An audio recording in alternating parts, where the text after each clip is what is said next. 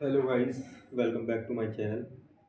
और आज मैं एक स्पेशल टॉपिक लेके आया हूँ आप सभी लोगों को। बहुत से लोग जो होंगे 12th पास किया है जिन्होंने अभी जल्दी में ही, वो सोच रहे होंगे कि हम आगे अपने करियर में क्या करें, मतलब कौन सी लाइन में जाएं, मेडिकल लाइन में जाएं, इंजीनियरिंग लाइन में जाएं, कौन सी लाइन में जाना चाहिए। तो बहुत से वहीं पे कुछ लोग होंगे जो सोच रहे होंगे कि हाँ, हमें कोई मेडिकल लाइन में जाना है, जिनका मतलब नहीं है, नीट क्रैक नहीं कर सकते वो, और जिनका पैसन भी है कि हाँ, लोगों की मदद करें और लोगों को अच्छी केयर दें। ये उनका पैसन है, तो वो चाहते हैं कि मेडिकल लाइन में हमें कहीं पे मिल जाए। तो उनके लिए बीएससी नर्सिंग बेस्ट है। मैं बीएससी नर्सिंग थर्ड ईयर में हूँ। तो अभी मैं आपको बताऊंगा कि मैंने मतलब मेरे अंदर ऐसे क्या था जिस वजह से मैंने बीएससी नर्सिंग चूज़ की। तो भाई देखो, सबसे पहला रीज़न तो ये होता है हर आदमी के लिए कि पैसा। ठीक है, बीएससी नर्सिंग में पैसा तो है, नो डाउट पैसा बहुत है। लेकिन यही है कि अगर नॉर्मल बीएससी नर्सिंग तुमने 4 साल दे दिए बीएससी नर्सिंग को, उसके बाद में तुम सोच रहे हो कि अच्छा खासा पैसा कमा ले, तो भाई वैसा नहीं है, पैसे नहीं कमा सकते तुम इतना। नॉर्मल बीएससी नर्सिंग करने के बाद मतलब 4 साल तक कंप्लीट करने के बाद जब तुम जॉब लेने जाओगे, तो इतना पैसा नहीं है जितना लोग सोच के आते हैं कि 60,000 70,000 तुरंत ही मिले। हाँ, वो बात अलग है कि अगर तुम एनक्लेक्स वगैरह या नॉर्सेट वगैरह तुमने पास कर लिया, उसके बाद में फिर एम्स वगैरह कहीं पे जा रहे हो, तो भाई उस जगह पे तो फिर पैसे का तोड़ ही नहीं है, वहाँ तो पैसा भरपूर है। लेकिन अगर नॉर्मली किसी प्राइवेट हॉस्पिटल में जाओगे तो तुम्हें ज़्यादा से ज़्यादा जो सैलरी मिलेगी वो 30,000 से 35,000 40,000 तक मिनिमम सैलरी मिलेगी। तो मैक्सिमम होगा 50,000 के अंडर ही रहोगे, इतना नहीं होगा। और अगर पैसा एक हिसाब से मैं बताऊं है तो एमएससी नर्सिंग करने के बाद पैसा। तो मैं बताऊंगा कि मैंने बीएससी नर्सिंग क्यों चूज़ की। तो जिसका सबसे पहला जो कारण है बीएससी नर्सिंग चूज़ करने का मेरा, वो है पैसन। ठीक है, मुझे मतलब थोड़ा ऐसा लगता था कि मैं लोगों की मदद कर सकूं, और जो भी हो पेशेंट जो हैं स्ट्रगल कर रहे हैं अपनी लाइफ में, उनकी केयर कर सकूं, जो मतलब जिनका कोई देखभाल नहीं कर सकता। तो नर्सिंग एक ऐसी जगह है जहाँ पे तुम बिल्कुल अपने हाथों से सामने वाले पेशेंट की केयर कर सकते हो, उसकी देखभाल कर सकते हो, उसको दवा दे सकते हो। भाई इतना टाइम डॉक्टर जो है वो पेशेंट के साथ नहीं रहेगा जितने टाइम तक नर्सेज पेशेंट के साथ रहती हैं। तो ये एक बहुत अच्छा वो है। अगर तुम्हारा इंटरेस्ट नहीं है इसमें, सिर्फ पैसे के लिए आ रहा है, तो भाई मैं साफ कहूँगा सिर्फ पैसे के लिए तो यहाँ मत आओ। क्योंकि एक टाइम वो आएगा ना जब तुम ये सब कुछ करते करते करते करते थक जाओगे। सिर्फ पैसा तो इसमें है, लेकिन उसमें मेहनत हार्ड वर्क बहुत है, बहुत हार्ड वर्क करना पड़ेगा। जिस वजह से तुम थक जाओगे, फिर इरिटेट हो गए, फिर जॉब स्विच करोगे, तुम्हें नहीं भी इस लाइन में पसंद आएगी, दूसरी लाइन में जाओगे। जाने कितने तो ऐसे हैं जो एमबीबीएस करते हैं, एमबीबीएस करने के बाद नहीं उनको अच्छा लगा तो वो यूपीएससी वगैरह करने की तैयारी करते हैं। तो उससे सही है भाई, शुरू से ही तुम उस लाइन में जाओ जिस लाइन में तुम्हारा इंटरेस्ट है। अगर बाकी तुम्हारा मतलब इंटरेस्ट है पेशेंट की केयर करने में, सब कुछ इसको एक तरह पैशन की तरह चुनना चाहते हो, तो भाई इसमें आइए। आप लोगों को सब कुछ मिलेगा, इज्जत मिलेगी, प्यार मिलेगा। दूसरा रीज़न ये है कि जॉब सिक्योरिटी और करियर का स्कोप। यहाँ पे जो है जॉब की सिक्योरिटी जो है, मतलब एक तरह से मान लो कि हेल्थ केयर सेक्टर जो है वो कभी भी बंद नहीं हो सकता। मतलब मेडिकल लाइन कभी भी बंद नहीं हो सकती, कितनी भी एआई आ जाए, कुछ भी हो जाए, ये लाइन कभी भी बंद नहीं होगी, हमेशा चलती रहेगी। जिससे कि आपकी जो जॉब सिक्योरिटी है वो इन्हेंस रहेगी, मतलब इम्प्रूव रहेगी हमेशा के लिए।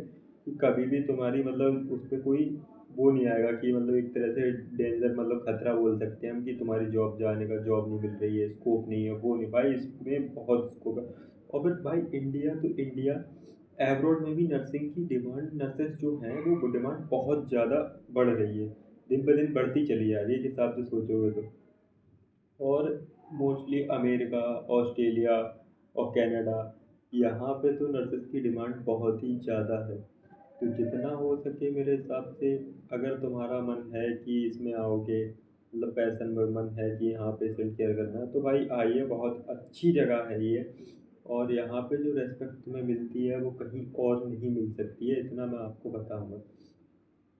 और भाई इसमें जो तीसरा रीज़न मैं बताऊंगा आपको, वो है रेस्पेक्ट और वैल्यू। भाई डॉक्टर्स के साथ जो सबसे, मतलब डॉक्टर्स के बाद जो सबसे ज़्यादा इम्पोर्टेंट रोल होता है वो नर्स का होता है।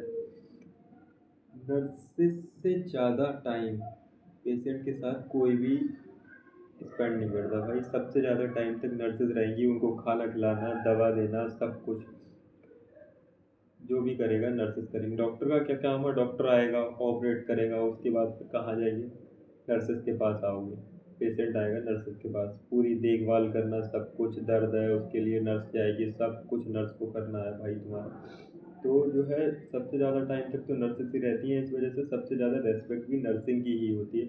आजकल के लोगों में एक थोड़ा मिथ है, जो सोचते हैं कि नर्सिंग करेंगे, किसी को बताओगे नर्सिंग कर रहा है तो ये सोचते हैं कि एक तरह से ये बार्ड बॉय वाली जॉब है।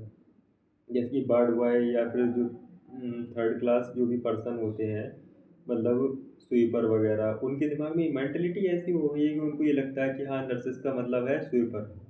एक हिसाब से वार्ड बॉय, स्वीपर। मैंने भी जब घर पे बताया था कि मैं नर्सिंग करूँगा तो मेरे से भी यही बोला गया था, क्या यार वार्ड बॉय वाली नौकरी करोगे। लेकिन थोड़ा पढ़ोगे तब तुम्हें पता लगेगा कि नर्सिस का जो रोल है वो कितना इम्पोर्टेंट है आपके लाइफ में भाई। तो मैं तो यही करूँगा, बताऊँगा आपको कि अगर आपका मन है, मतलब पैशन है, आपको अच्छा लगता है पेशेंट की केयर करना, और आप आगे मतलब नहीं कर सकते, तुम्हें लगता है कि हम एमबीबीएस वगैरह नहीं कर सकते, कोई और वो नहीं कर सकते, मेडिकल लाइन में आना है, पेशेंट की केयर करनी है, तो भाई नर्सिंग में आँख बंद करके चले आओ। आप जितना खुश रहोगे इसमें आने के बाद, उतना फिर किसी और लाइन में जाने के बाद खुश नहीं रहोगे। और अगर तुम्हारा एम बस यही है कि पैसा कमाना है हमें और इतना वो नहीं करना, तो भाई किसी और लाइन की तरफ जा सकते हो। लेकिन मेडिकल लाइन में आओगे तो थोड़ा सोच समझ के आना, क्योंकि यहाँ पे हार्ड वर्क बहुत है। और दूसरी चीज़ ये है कि इसमें करनी पड़ेगी, उनकी देखभाल करनी पड़ेगी, तभी भाई तुम इसमें कुछ आगे बढ़ सकते हो। और फिर इसमें एक स्कोप और बढ़ता है, जो मैंने शुरू में आपको बताया था कि एमएससी नर्सिंग। भाई एमएससी बीएससी नर्सिंग में आने के बाद तुम्हारे पास में दो दो लाइन होगी, एक तो होगा क्लिनिकल एरिया, एक होगा टीचिंग एरिया। अगर टीचिंग एरिया में जाना चाहते हो तो एमएससी नर्सिंग करनी। एमएससी नर्सिंग के अगर एमएससी नर्सिंग नहीं कर रहे हो तब भी तुम क्लिनिकल एरिया में जा सकते हो, लेकिन उससे कोई फ़ायदा नहीं है। सैलरी तुम्हारी वही रहेगी, पोस्ट तुम्हारी वही रहेगी, प्रमोशन होगा 4-5 साल बाद, प्रमोशन होगा। उससे अच्छा है कि एमएससी नर्सिंग कर लो, सैलरी भी बढ़ेगी, पोस्ट भी बढ़ेगी, उसके बाद में फिर जो तुम्हारा प्रमोशन भी जल्दी होगा। और जितना ज़्यादा एक्सपीरियंस एमएससी नर्सिंग के बाद लोगे उतना ही ज़्यादा बेटर है, क्योंकि बीएससी नर्सिंग के बाद का जितना भी एक्सपीरियंस लोगे वो सब एक हिसाब से बेकार ही, उसका कोई मायने नहीं रखता वो एक्सपीरियंस बीएससी नर्सिंग के बाद का। एमएससी नर्सिंग के बाद में तुम जितना भी एक्सपीरियंस लोगे वो ज़्यादा बेटर है। तो मेरा तो कहना यही है कि बीएससी नर्सिंग करो, उसके बाद में 1 साल का गैप करके तुरंत एमएससी नर्सिंग करिए, तो आपके लिए ज़्यादा बेटर होगा। और अगर आप लोगों को कुछ और पूछना है नर्सिंग से रिलेटेड, किसी भी कॉलेज से रिलेटेड, तो आप मुझे बता सकते हो, मैं आपको उस बारे में बताऊंगा। और कोई भी डाउट हो आप कमेंट कर देना, मैं आप लोगों को बताऊंगा। अगर वीडियो अच्छी लगी हो तो लाइक कर देना। भाई देखो मैं आपको एक चीज़ और बताऊं, इतनी ज़्यादा मतलब क्वालिटी भी अच्छी नहीं आ रही होगी, और अभी जो मैं पहली वीडियो बना रहा हूँ इस लाइन मतलब इस फील्ड में, तो इस वजह से ज़्यादा अच्छा मेरा कम्युनिकेशन का तरीका और ये सब इतना इम्प्रूव नहीं होगा। तो धीरे धीरे करके सब चीज़ें इम्प्रूव होती रहेंगी।